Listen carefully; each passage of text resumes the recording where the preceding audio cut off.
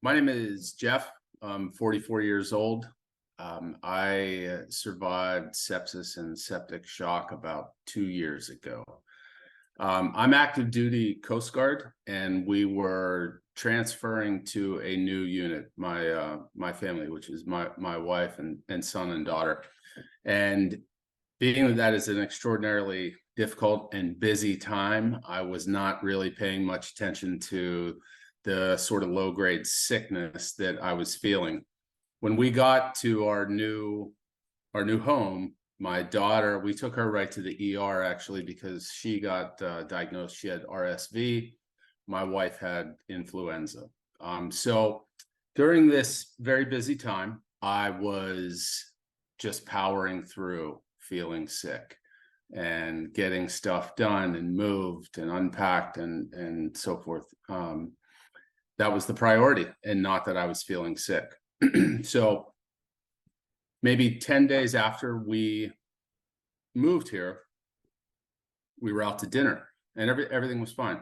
And when we finished dinner, I got in the car, and as suddenly as I can possibly convey, I started feeling sick, very sick. Almost as if as suddenly as a light switch being flipped. And by the time we drove home, I had said that I was going to lay down. I was not feeling well. My son wanted to play. I tried that for a few minutes, and I said, I have to lay down. And I started getting sicker and sicker. I would say the worst case of flu feeling times 100, and chills like I had really never experienced. And so my wife was checking on me, and I was in bed, and I had a fever of about 103, which was concerning. And but we were just we had no real reason to believe that how sick I was. And so as we got into about the middle of the night, I was getting sicker and sicker, and my wife floated the idea of calling an ambulance, which after some prodding we did. And the ambulance came, and I should say this was in 2020. This was at the absolute peak of COVID, where I live, and I guess probably for everyone. And when the EMTs came in, they didn't try to convince me to stay home, but they gave me the lay of the land to say the hospitals are a very bad place right now. And so I decided to just gut it out and stay home. And they made it very clear I could call them back and they would come get me. So maybe 4 or 5 hours later, I had fallen asleep a little bit. I woke up to use the bathroom, and as I was using the bathroom, I lost consciousness and fell over. Still didn't, it wasn't shocking or alarming enough to me to make note of it. And I went back to bed, and I woke up maybe an hour or so later to use the bathroom again. And this time I woke up on the bathroom floor. I had lost consciousness, fallen, hit my head on the sink, and was spurting blood and not in a very good way, very weak. I tried to walk back to the bed and lost consciousness again, at which point we called the ambulance, and they came to get me, and my vital signs had gotten worse in a couple hours. And so they actually recommended that my wife drive us there, because if you go into the ER, you would get prompt treatment versus being in a queue in an ambulance. So that's what we did. And this is where things got very scary for me, because as we were driving in the car with my kids in the back seat, my vision was completely obscured and white, as if a blinding light was being shined in my face. And I could only really see out of the corner of my eyes. And when I got to the hospital, of course, my family couldn't come in with me, being COVID. And I turned around to say bye to my kids, and I couldn't see them. So I go into the ER, and when I got triaged, they whisked me back very, very quickly. I arrived, my blood pressure was 60/40, and I think I had a temperature around 105. I can't remember any of the other vitals, but they started working on me, and being that this was peak COVID, I was essentially on like a very small gurney in a corner of the hospital, not normal type of care, just because of the circumstances. And the doctor had told me after a couple of hours, because I asked why the flurry of activity around me, I still had no idea the danger that I was in. And he said, well, you're our sickest patient. And with COVID going on, that was the first time that I got alarmed to my situation. They could not get my blood pressure elevated, and so they gave me some medicine, and gradually over maybe 24 to 48 hours, they were able to get my blood pressure up a little bit. And this whole time I was very sick, but I was alone, so I really had no idea what was going on or what my situation was. And so I spent 4 days in the makeshift ICU in the hospital, and then another day and a half in a regular room, I guess, once I was out of the woods.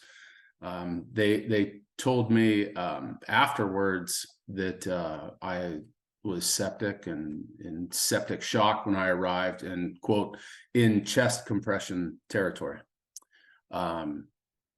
My kidneys had completely, I guess, stopped working, and I can't remember what other organs were affected, but none were as bad as my kidneys, apparently.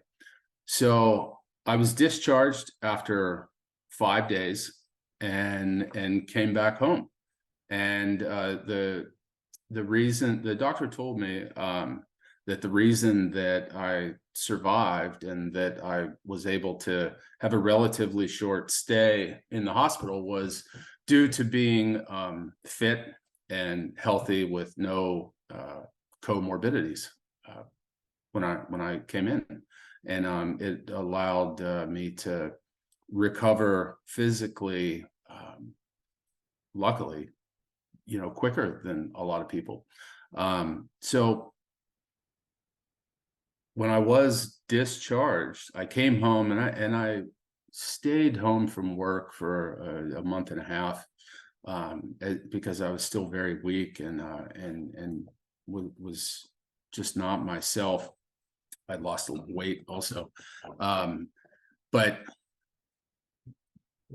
this is where my situation and story transitioned into something that I wasn't prepared for, because I recovered physically pretty quickly, and really with no after effects. Being that I'm in the Coast Guard, I have good medical care. I was getting blood work routinely, and my kidneys regained full function. Everything was great, but I wasn't prepared for the psychological effects that I experienced after and to this day.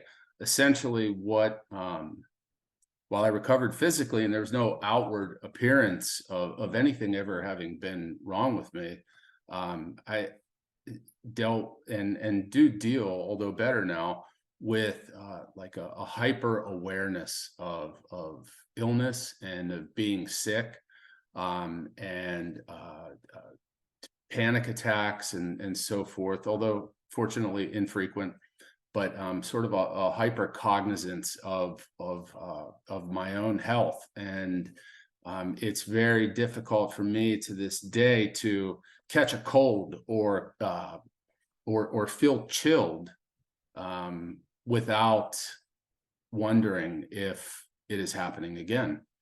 And that has been something that I have had to learn how to deal with and get a little bit of help with. as I get further and further away from the sepsis incident that I had. And it really, the whole thing really did change my life quite profoundly. Not necessarily physically. I'm still very, very active. I like to maintain physical fitness and eat healthy, and I don't drink alcohol, and so all of that stuff is great. But I'm still left with this residual fear that is from what I went through with sepsis and septic shock. But we're making it through that, and getting better with it. And above anything else, it has left me with a profound gratitude for being here, and for an awareness and appreciation that it very nearly wasn't this way. And in that regard, this has been a profoundly positive experience for me, because I'm able to, if you have a bad day or whatever it is, I'm able to access that bank of memories of what I went through, and how close I came to losing it all, and my family losing me, and I'm able to turn it around with a whole lot of gratitude, and that's my story.